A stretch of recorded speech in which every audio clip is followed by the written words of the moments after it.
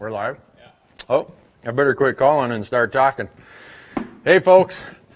Thanks for being here for another episode. Let's see, episode 14, I believe, of Elk Talk Live, brought to you by Bowtech, Leupold, onXmaps, Rocky Mountain Elk Foundation, Ripcord Arrow West, Tightspot Quivers, and Black Gold Sights.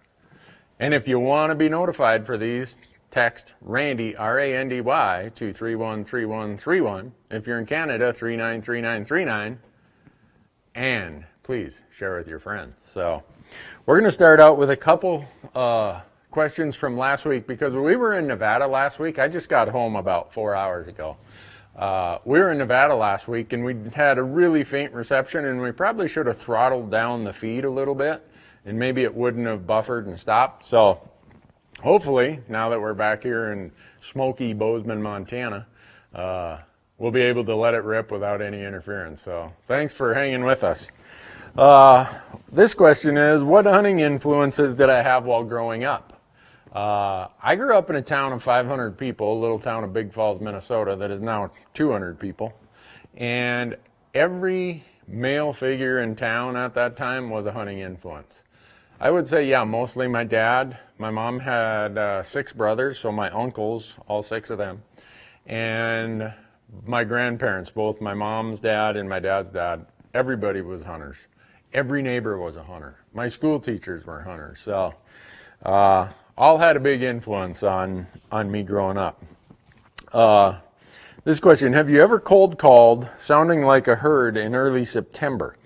I don't do it sounding like a herd, but in September, whether it's early or middle or late, I'm out trying to locate bugling bulls, even in the pre-rut. Even though they might be a little more quiet, before dark or before daylight, I'm out there in the dark and I'm letting some rip. I want to hear, hey, anyone out here? And if there is, I'm going there. So if you want to call that cold calling, I guess, yeah, I do that. What's a better rifle season in Colorado over the counter season? Colorado second rifle or Colorado third rifle? Depends on what kind of hunting you like to do. Second rifle is in what's called the pre-rut or post-rut phase, which is a far harder time to kill an elk. And it's way more crowded in Colorado in the second season. The third season is usually about somewhere the first week in November. And the elk are kind of in their late season patterns then, and they've went from their solitary post-rut hide to now they're hiding in groups. They're more in bachelor groups in the late season. So I prefer the third season. But I know that interferes with a lot of deer seasons that some people have, so they end up coming out for the second season. Let's see. Randy, a VX6 or a VX5 rifle scope from Leupold. If you could only buy one, which would it be and why? Only buy one. Well, the VX6 is slightly more expensive than the VX5. They're almost identical, other than the VX6 has a few more features and other stuff. So if budget was my concern, I would go with the VX5. The VX6, unbelievable scope. I've got a bunch of them, and it's amazing. But the VX5 is like right there. You don't have all of the options that you have on the VX6. So if budget was my concern, I'd probably go with the VX5. Let's see. Oh, I forgot to say that onXmaps is also one of the supporters of what we're doing here on Elk Talk Live. And this is an onX question. Do I prefer the onX phone app or the chip in my GPS? If you had asked me that question 2 years ago, it would have been a different answer. I would have said, oh, I'm a GPS guy. I've forced myself in 2017 to be using the phone app. And now with the new phone app, I've really been using it a lot. It's great. They did a new release. So I would say now I'm a bigger fan of the phone app than I am of the GPS system. Which season do you look forward to more, archery or rifle season? I probably look forward to archery season more than rifle season because it's the first season and I've always got my I guess my enthusiasm. I've got the, oh gosh, I got to get out there. And you know, I'm walking around my shop out here, calling.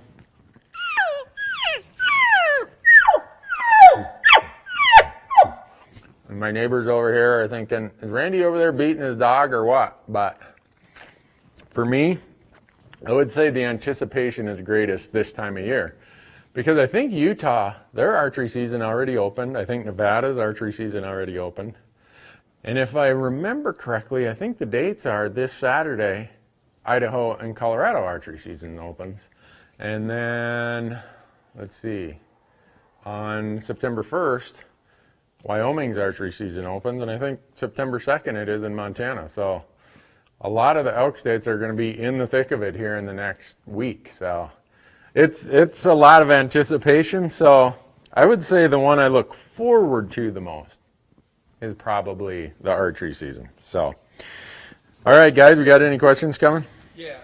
Michael's got a question. Speaking of archery, what is your bow poundage and arrow weight for elk? What is my bow poundage and my arrow weight for elk? My poundage is set at 60 pounds. I think I've said this on a prior episode that I've got a really bum wrist from a car accident.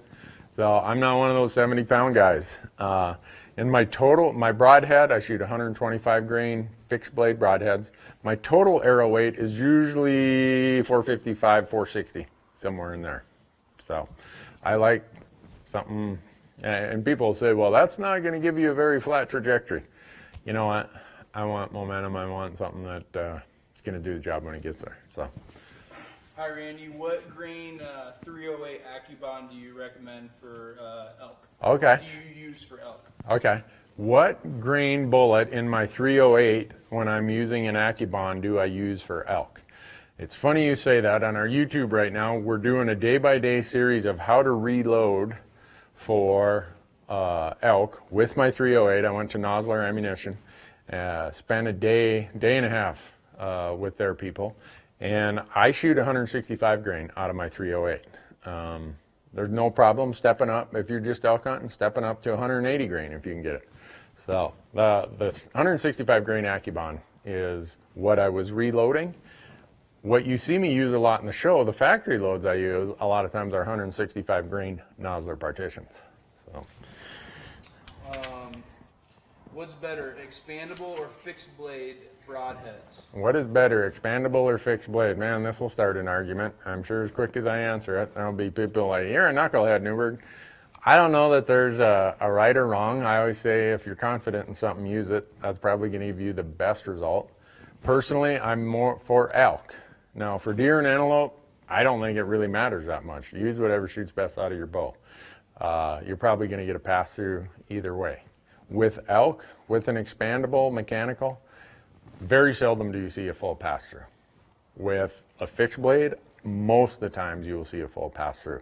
And I want elk coming out, or blood coming out both sides for blood trailing, rather than just a broadhead goes in there, kind of stops partway in there, the shaft almost acts like a cork, and you don't get the full penetration you do with the fixed blade. So. Personal preference, but I lean towards the fixed blade. What would be the best advice for someone hunting elk during the rut for the first time? Best advice for someone hunting elk during the rut for the first time. Be more aggressive than you think you can get by with. I have a tendency to be too passive with the TV show because once we find elk, it's like, oh, I got to nibble around the edges till they make a mistake, and then I'll shoot one of them. Well, the reason I do that is now that I've found elk and I've got 5 days to film, I want to have some elk in the footage. So I'm a little more passive than I probably should be. Usually by the second to last day or the last day, I'm like, you know what, I'm just going to get aggressive. And it seems like we have way more success then. So I'm trying to get more aggressive with my archery elk hunting. Hopefully I'll get there, but I would say that's the first thing. Play the wind and be more aggressive than you think you can get by with. You got one, Marcus? Yeah, do you carry paper maps as a backup from your onXmaps chip? Do I carry paper maps as a backup from my onXmaps chip? I don't anymore. Sometimes I'll have one at the truck. I mean, I always have a paper map at the truck. But in my pack, no, I don't carry a paper map with me in my pack. I've either saved the maps to my phone so I can use it in the offline mode, or if I'm using my GPS, I've already got it on the chip. So. Will elk return to an area this fall that was burned this summer? Will elk return to an area this fall that was burned this summer? So let's say it was burned in July. Will they be there in September and October? They may, if you get enough moisture between when the burn happened, the intensity of the burn. It just depends. Certainly by next year. Sometimes the burns happen too late. Like right now in Montana, we are just on fire here in August. So those burns are not, there's not going to be enough moisture for those burns to be useful in September. Now, if you're in one of the places where your fire season is more in May and June, and you get a monsoon period of July, August, September, that answer might be different. So what else we got? I'm trying to follow along with some questions here, but I'm not very good at this like you guys are. Would you recommend for a first-time elk hunter shooting a cow versus a bull? Yes. I don't know if they heard Marcus's question. For a first-time elk hunter, would you suggest they shoot a cow rather than a bull? I would say shoot the first legal elk you get a chance at. Shooting a public land cow elk is a major accomplishment, especially if you do it with a bow.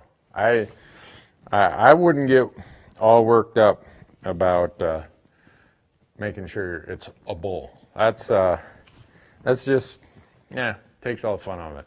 And you're going to eat it, and quite likely the cow is probably going to be a little fatter, not as lean as a bull is, especially after the rut. So, what do you got, Michael? Say you're solo hunting in grizzly country and get an elk down, break it down in the night. Do you wait to grab what you can in the morning, or do you pack through the night? In grizzly country? Yeah. So we shoot an elk, we bone it, or we quarter it, we hang it, and it's grizzly country. What do? Do we haul meat all night, or do we come back in the next day? Usually, I'm going to leave it hanging. I'm going to take out what I can that night. I'm usually going to, and me and a camera guy, we can usually get the back straps, tenderloins, a bunch of the trim meat, and 1 or 2 of the front quarters.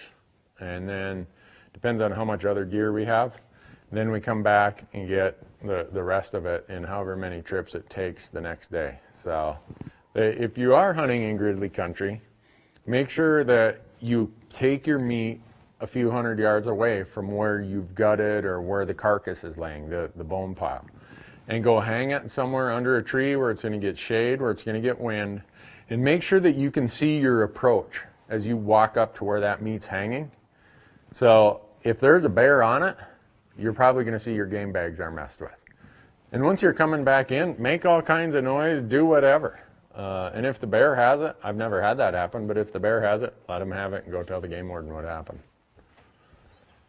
Do you think 69 is too old to hunt elk in Colorado? Do I think 69 is too old to hunt elk in Colorado? Nope. I have friends here in Montana who hunt elk into their 70s. I'm trying to think, Joe Gutkowski, I think he was hunting elk into his 80s. So no, I mean, obviously you're going to have to be a little more selective in when and where, and you shoot something or have some help or some stock to help you get it out. But I hope when I'm 69, I'm going to Colorado elk hunting, if I live to be 69. How do you utilize tracking to help you find bulls in the post-rut phase? How do I use tracking to help me find bulls in the post-rut phase? It's very hard because they don't move much. Post-rut is usually October 12th to 15th to the end of October. A lot of times you don't have snow then, so your tracking is going to be in the dirt.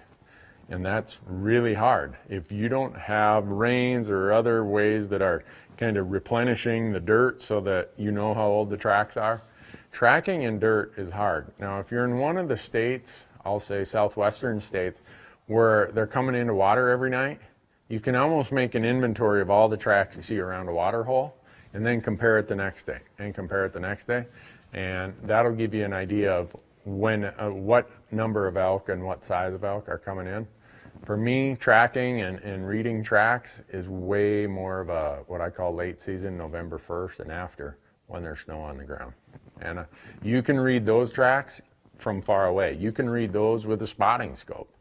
If you see a group of elk tracks, let's say you see 30 tracks going across a snowy hillside, that's cows and young bulls. That's not bachelor bulls. So if you're hunting mature public land bulls, just ignore that. Now, if you see a group of 3 or 4 going across, there's a very good chance those are bulls because they're in their bachelor groups then. But if they're just lined out across the mountain, they're going to the winter range. So they're probably not where you're seeing those tracks.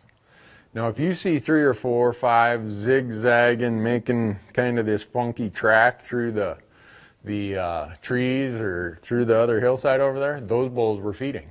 And the odds are they're somewhere nearby. So when I see those tracks in the snow, I will stay there all day. If I have to build a fire, I will to stay warm, and I will stay there till dark because I'm confident those bulls are somewhere nearby and I just have to find them. How many days would you plan for a Wyoming antelope hunt? How many days would I plan for a Wyoming antelope hunt? Depends on what unit. You can usually get by with 3 days. I usually do them as 3 or 4 day hunts.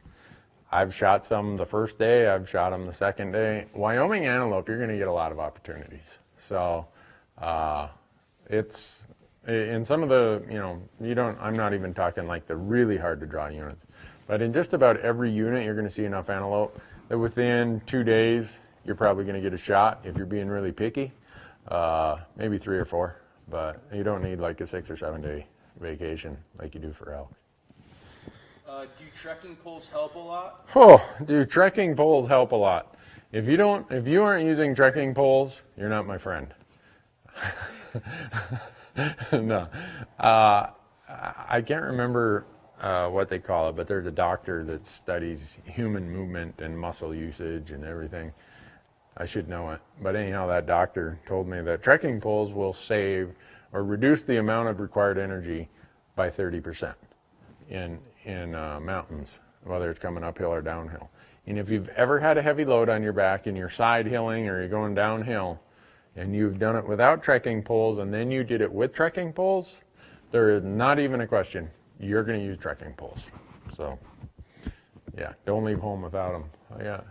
All mine are in the truck right now. I'm still not all the way unpacked from the Nevada trip. So, what else we got? What's a good all-around backpack to use for elk hunting? Good all-around backpack to use for elk hunting. I think all of mine are in the truck right now. I use the Mystery Ranch Metcalf. I've shown it on some of these episodes. It will compress very flat into a day pack. And when you shoot something and need to carry a big load, it will expand greatly. And you can fit more meat in that load saddle or load sling or whatever you want to call it than you probably want to carry. So Mystery Ranch Metcalf is what I use for elk hunting. Do you think elk would avoid noisy running water because it might interfere with their hearing defenses? Do I think elk would avoid noisy running water because it would interfere with their hearing defenses? I've never noticed that, but I can't say that I've hunted a lot near noisy running water. I'm going to have to punt on that question. I really don't know. I think if they could satisfy their need right there near noisy running water, they'd probably go there anyhow and rely on their nose and their eyes. What do you do from noon till evening during an elk rut hunt? What do I do from noon to early evening during an elk rut hunt? I go and find some water source and I sit there. And the camera person and I, we take turns napping.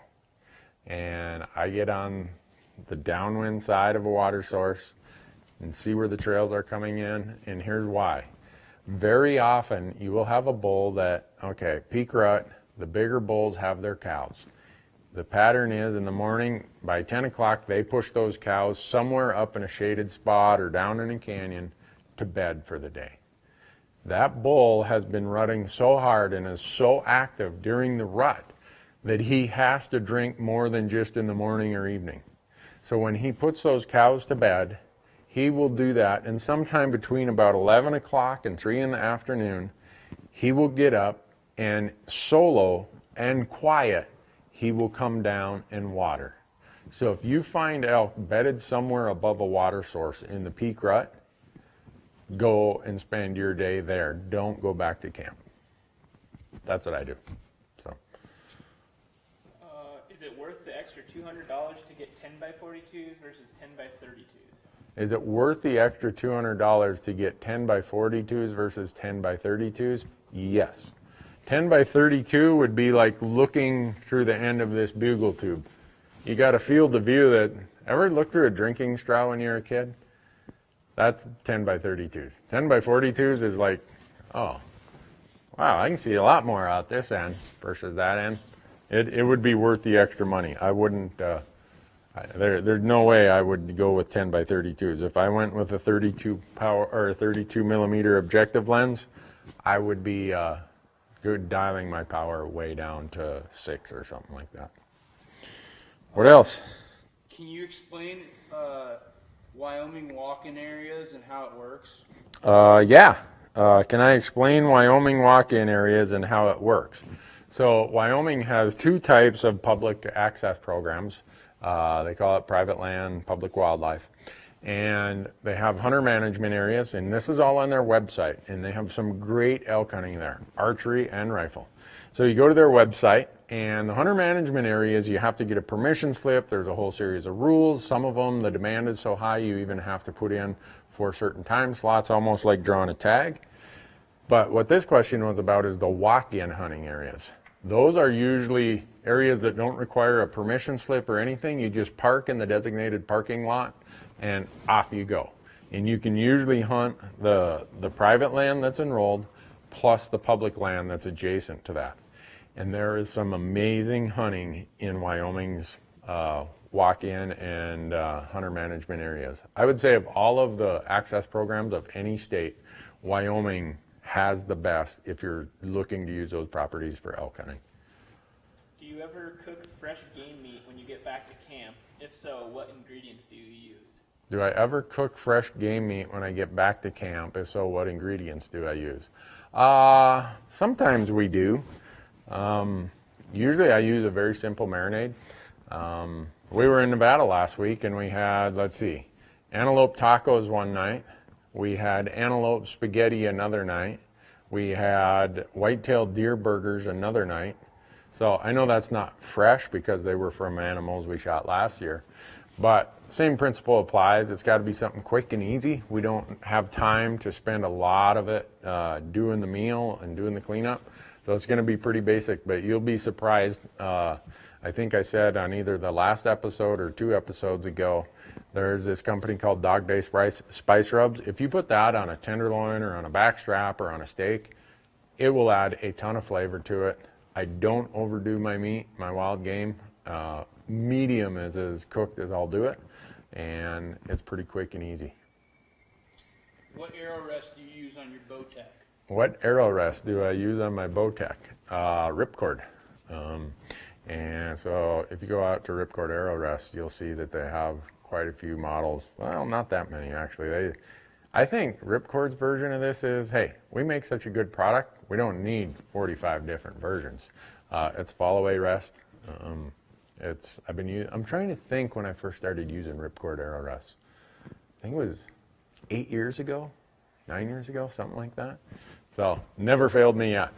So if I was as capable as my Ripcord and my Tightspot and all my other gear, my black gold sight and my Bowtech smart bow, I'd be way better off. I'm always the weak link in the equation. What's your thought for a 243 for elk? What's my thought for a 243 for elk? It will work. I would prefer something that would shoot a higher grain bullet at a little more energy, but it will work. If you do what you need to do as far as shot selection, you're careful in your shot angles, and you use a high quality bullet, it will work. I mean, plenty of elk have been killed with the 243. If you're looking at recoil, if it's a younger or smaller statured person, I'd almost jump up to The 243 is built off the same case as the 308 and the 7mm08, very similar in recoil and a lot of other things. I'd jump up to the 7mm08. For opening week of elk in Colorado, will they be bedding on north or south facing slopes, in your opinion? Opening week, I'm assuming they're talking about elk. Right, archery or rifle, did they say? They didn't say. Okay, opening week will elk be bedded in the north or south facing slopes, whether archery or rifle. I would just about bet they're going to be bedded on the northeast, northwest, or possibly straight north facing slopes. Bart May says that it's his anniversary today, and you've taught him so well. Can you impart a little advice that will allow the average elk guy some leeway with mama? So, if you listen to our podcast, we give a lot of marital advice. So that comment came from Bart May, who's been on many of our episodes, and it's his anniversary today. Happy anniversary, Jen. He said, please give some advice so that it will, how do you say it? So that it'll help people be able to hunt more. To get some leeway. To get some leeway from, he calls her mama. Boy, I don't know if we want to go into that, Bart. Bart knows the deals that I've made. I guess for me, I let my wife run the calendar when it's not hunting season. Whatever she says, whatever she wants, yes ma'am, yep, I'll do it. And I smile. Even if I don't want to do it, I still smile. So a lot of people, the solution is take them with you. Bart's wife, Jennifer, she likes to hunt. She really got into it the last few years. My wife used to hunt a lot. So, take them with. And, or if this is for, see, that's Bart asking it. Jennifer should ask the question, how do you do it so that your husband doesn't get upset when you go hunting? Because there's a lot of women who go hunting. So, I should say, rather than her, I should say your spouse. So make it a generic answer that way. But, ha, Bart, happy anniversary. You're in trouble now. What else we got, Michael? Should a first-time archery elk rut hunter try to use calls? Should a first-time archery elk rut hunter try to use calls? I would say if you feel that you can do it, this call I just went and picked up out of my truck. It's Rocky Mountain Hunting Call makes this one, and I have a really wide roof to my mouth, so I got to search and find a call that works good for me, and this one works great. But the reason I picked this out of my truck, I drive around town, people will be like, is he talking to me? No, I'm doing this.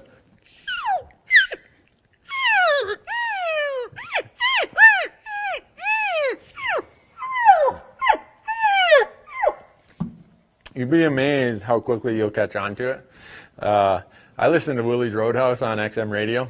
I try to play the same melody and music with my call. It really forces you to change things up and do it in ways that give you a lot more flexibility. But first of all, make sure if you're using a diaphragm call, make sure you got a call that fits the roof of your mouth. I know the next question will probably be, which calls do I use? I think I said, like this one, Rocky Mountain Hunting Call. Make sure it's a call that you're comfortable with, and if you are, go out and do it. I mean, most of it you're going to learn through experimentation. Nobody goes out there the first day and everything works great. So start making some mistakes and you'll learn from them. Pretty soon you'll be a lot better at whatever part of hunting it is, not just calling. So, how big a water bladder do you carry in your day pack? How big of a water bladder do I carry in my day pack? Again, that's in my truck right now because we just got back. It depends on where I'm at. Like down in Nevada, I had a 3-liter. When it's colder, I'll have a 2-liter. And some people say, oh, man, I can't believe you carry 3 liters of water. Well, I don't like to get dehydrated. I don't like the effects dehydration causes, especially at high elevations. So I probably carry more than I need, but that's what I use. And as far as brand, I use the Platypus brands. I have had so many other brands that have broke. Either the bladder split or where the cert goes in the bottom, it breaks and starts leaking. And if you want to get really mad, have a broken water bladder in your pack in November and all your clothes to keep you warm are now wet. You will quickly junk that piece of equipment. Michael, what do you got? For an Easterner coming out west for their first time, what animals would you suggest? Elk, pronghorn, or mule deer? Easterner coming out for their first Western hunt. Which animal would I suggest? Elk, mule deer, or pronghorn? Pronghorn. Reason being is you're going to learn a ton of things that are applicable to Western hunting. Land ownership is probably one of the bigger things. How to take care of your meat once you are successful and get it all the way home if you're back east. You're going to learn a whole bunch of things about thermals, about using the sun to your advantage, and you're going to see a lot more of them. It's usually a way higher success rate. Not usually, always a way higher success rate. It's a ton of fun. So I tell people, your first Western hunt, if pronghorn is probably the best, then I'd say maybe mule deer.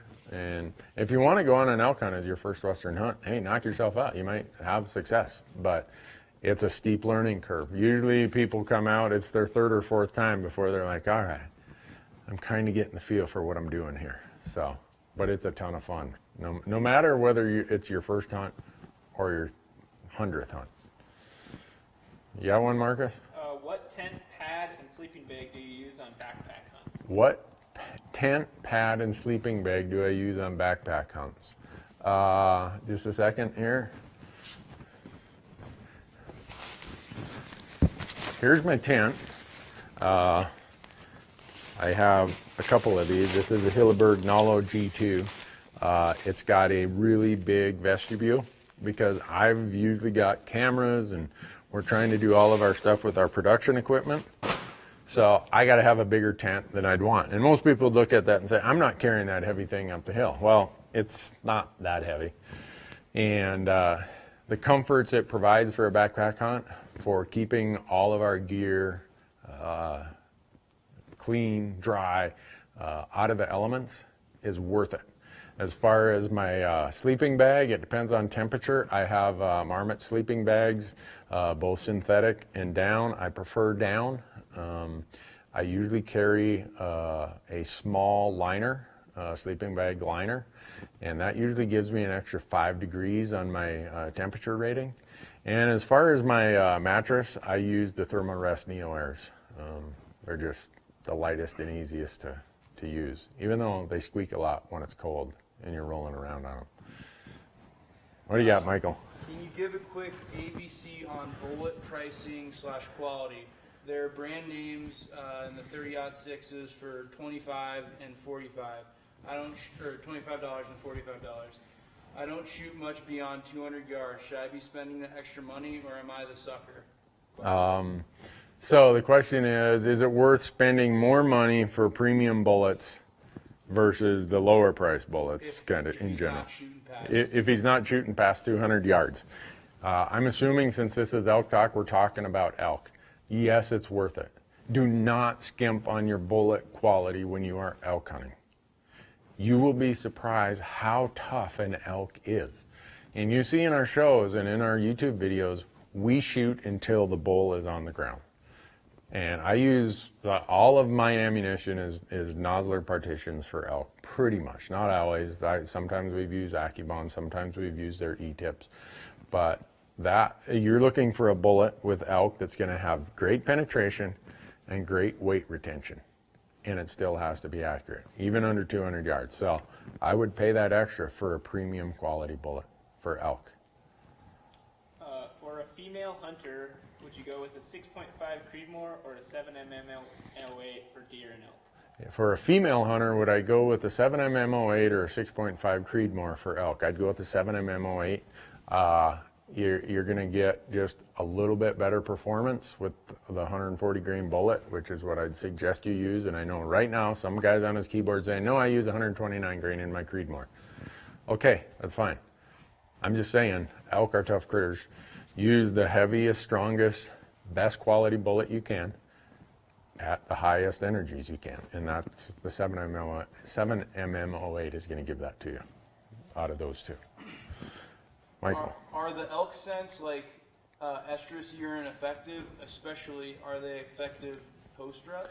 Are elk scents like estrus urine effective, especially in post-rut? No. They're a waste of your money. Sorry. Save your money. Buy better bullets or better arrows. I'm sorry. I'm sure now I'm going to get some hate mail over that too, but I don't want you to spend money on stuff that at least in my opinion, is not worth your investment. What would you rather hunt in Colorado, elk or mule deer, and why? I have both tags, but can't make up my mind on which one to chase the most. Okay. If I had an elk and a deer tag in Colorado, but I could only hunt one, which one would it be? Because of this person's time and calendar. It would depend on which tag I have in each unit. If I had a premium elk tag and a so-so deer tag, I'd hunt the elk. Assuming they're both high quality tags, I'd probably hunt mule deer. The quality of mule deer relative to other states in Colorado is phenomenal. The quality of elk in Colorado compared to other states is so-so. It's just because they get hunted a lot. So in most instances, depending on the tag, I don't know what's going on. Neighbor just blew up his car or something. But they had to have heard that on TV or on live stream here. But I would probably go with mule deer. So, what do you got, Michael? Any tips on spot and stalking mule deer with a bow? If I had good tips, I certainly didn't prove that I had good tips when we were in Nevada last week. Like everything, it's wind, wind, wind.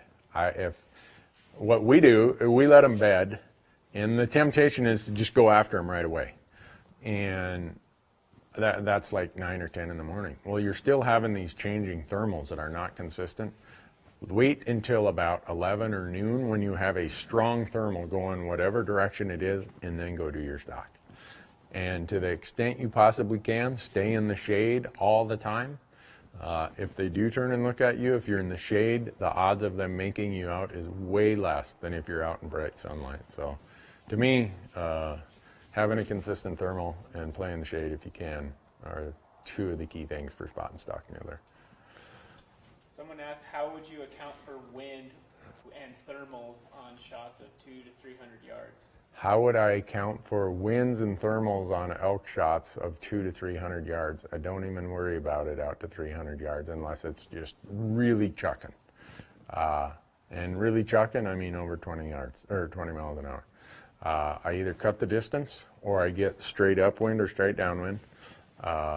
Obviously, it's going straight upwinds comes with some serious risks. Or I just close the distance. And I would prefer to, you see guys out there with their wind meters. In the West, it's hard to know, and I missed the biggest bull that I've ever missed in Arizona because I didn't play the wind properly. It was about a 20, 25 mile an hour crosswind. I was sitting behind a rock and got all tucked in there, and I forgot about this crosswind, and the bull was quartering away. And if you watch this on our YouTube channel, you'll see this Arizona hunt where the first bullet goes right there in front of him because he's quartering this way. And I was so confident in the shot, I put the second bullet right in the same exact place. And I forgot to account for the wind. In a quartering shot like that, yeah, I should have accounted for the wind because it was a little bit more. But my point in that discussion is sometimes the wind out in front of you can be stronger than what it is where you're sitting. So be looking at the leaves, looking at the grass, and if it looks like, man, it's really whipping out there, close your distance. A lot of times when it's windy, elk are tucked away somewhere, and you can get a lot closer than you thought you could. In your opinion, what state has the highest elk quality? In my opinion, I like that it's my opinion. It's not necessarily a fact. This is going to be Randy's opinion. What state has the highest elk quality? It depends on what you count as quality. Most people would argue that belongs to Arizona or Nevada, with Utah and New Mexico being behind those in that order. But as far as quality of being able to get a tag in something other than once in a lifetime, having tons of public land, I would be thinking long and hard about Wyoming. Wyoming has amazing quality for the amount of elk that they tags they give, the amount of public land, and their success rates are excellent. So, Marcus. When you walk into the spot that you scouted and someone is already there, what's the best thing to do? You walk into the spot that you've scouted and somebody beat you there, what's the best thing to do? Wave to them and say, hey, you beat me. And turn around and get to your next spot before the sun comes up. You know, get the mattress off your back. I can't tell you how many times people do that, where they stumble out of bed late, they just can't get going, and then they're upset because someone's out on that rock glassing a basin that they'd already scouted. Well, guess what? On public land, they got their... And some people will say, well, that's my spot. On public land, there are no my spots. It's he who gets there first, at least the way I approach it. If someone beats me there, good for them. Pack it up, Randy, and go somewhere else. So, I think we got a few more, but Michael, what do you got? Favorite places to hunt. What's your favorite place to hunt? And Are you going to do an elk field dressing video? So it didn't specify for what animal. Yeah, I'm assuming elk. My favorite place to hunt elk is wherever I have a tag. I love elk hunting, archery elk hunting here in Montana. It's hard for me to say a favorite place. Like I said, it's wherever I have a tag. I've been so blessed to have so many tags. I love the over-the-counter elk hunts in Colorado. A lot of people are like, man, there's a lot of crowds, there's a lot of people, but there's just this feeling of, hey, this west slope of Colorado, man, they invite hunters. They want people here. They want hunters here. And so it just reminds me of growing up in the upper Midwest where hunting season was a big deal. So I kind of have this nostalgia feeling about Colorado's third season over-the-counter rifle. Wyoming, man, I love Wyoming. New Mexico, had some great archery hunts there. It's hard to say. As far as, am I going to do a field dressing video out on our YouTube channel? There's one called the Gutless Method. And if at all possible, I would not field dress my elk. Go to our YouTube channel, Randy Newberg Hunter, and you're going to see that gutless video of how you do this. And if you live in whitetail country, we also did one for whitetails. And the reason we did it for whitetails is if you live in whitetail country and you can't come out west, everything's the same doing it for a whitetail as it is for an elk. We're just talking about bigger pieces and a bigger body. Practice on a whitetail at home. That way when you've got that elk down and it's a hot September afternoon on a really steep slope in the west, you're not scratching your head saying, what do I do now? So use the gutless method. Go to our YouTube channel. We got one on elk and one on mule deer. And you're going to have way better success than trying to gut it out and do everything else. So Marcus has given me some sort of signals here. I don't know. With the lights in my eyes, I can't. Are we running out of battery? We'll go for a little bit, probably. Okay. All right.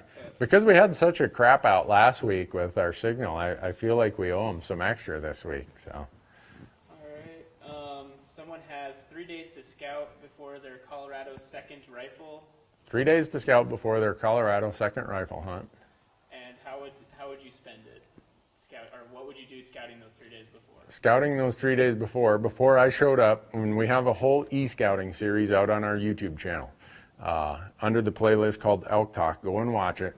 And it talks about how, based on using the onXmaps system, you can see where we pick probably 10 spots that we want to have dialed in. So when we get there and start scouting, and we always have them in little groups. All right, I'm going to go look at this in the morning. I'm going to go look at this in the evening, next morning, next evening. And so that if you had 3 days, you could cover every one of those spots. You would find where the elk are. You would be eliminating other spots. There's no sign. There's no elk. There's none of the things I thought would be here. And you'd have it dialed in. All right, this is where the elk are. And then I would go there the night before season opens or the evening before season opens to the favorite spot you found. And I would be there just waiting on my spotting scope or my binoculars at that prime glassing period. And when those elk come out, you will know where they're coming in and out. I'd mark my path out with my GPS or with my smartphone app. And I'd be back in there way before the sun comes up in the morning with the wind in my favor. and I'd wait for it to get daylight, and the odds are those bulls are still going to be there when the sun comes up, and I'd shoot one of them. That's a long answer, but that's how we do it. When we shoot one, that's how we do it. So, and folks, again, if you want to be notified for this, and if you want to be in the prizes we're going to have in September, make sure you sign up for the notifications by texting Randy, R-A-N-D-Y, to 313131. What do you got, Michael? How do we, as an unknown individual, help the fight for conservation of our lands, for our state, and for the nation as a whole? So how do we as unknown individuals help the cause to fight to protect public lands for our state and our country? Did I get that right? First of all, even though you're an unknown individual, you have someone who is elected to represent you. Whether it's your county commissioner, moving on up to your state legislator, or in Congress, contact them, call them, email them, and you'll be surprised what kind of response you'll get. If you got a group of people you hunt with, have them do the same thing. If someone's getting a bunch of comments or a bunch of emails about the same public land topic, all of a sudden they're like, wow, there's something going on back home that I better pay attention to. So first of all, be informed. Make sure your circle of people is informed, and then be active in communicating. So let's see. We got one more before we give the final thanks to Bowtech and Leupold and onX and RMEF and Ripcord and Tightspot and Black Gold and everyone else. What do you got, Marcus? Do you think sheep and cattle impact the elk and the areas they are in that much? Do I think sheep and cattle, which there's a lot of grazing allotments on the public land of the West, and so sometimes you'll go there and there'll be sheep grazing where you thought there'd be elk or cattle. First thing you can do is you can call the forest or BLM office and say, hey, I'm thinking of going here. Is that an active allotment during the period I'm hunting? Because these allotments have dates on them. They have to move the animals off that allotment by a certain time. My experience, again, this is not scientific, it's just my experience, is that sheep will displace elk in a large way and for a longer period of time. Because if you look how sheep graze, well, the top of this Orion cooler here is has about as much vegetation on it as the landscape a lot of times after sheep get done with it. My experience with cattle is that they will displace elk a shorter distance and for a shorter period of time.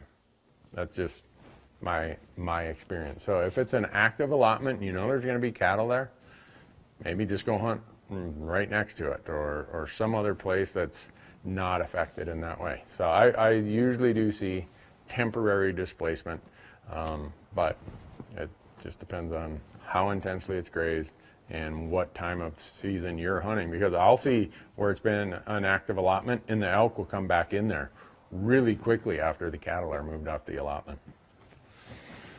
So, is that it? I mean, there's a lot more questions. There's a lot more? But Huh. I'm looking at, someone asked me if I'm going to try a diesel. I think they're referring to my Nissan Titan truck. No, I'm not going to do a diesel. They're just too big. There's all kinds of things. My truck has to almost be like an ATV, UTV. So I need something smaller, and those are usually the gas models. So, are you wearing Sitka Subalpine camo this year? Yep, I am. It looks just like this stuff here. I'm wearing it. The camera guys are wearing it because they're going to be on TV this year. What else we got? Have you ever hunted Unit 10 in Wyoming? No, I haven't. Sorry about that. Say good night, Randy. Go see your wife. All right, folks. Good night. Thanks for watching.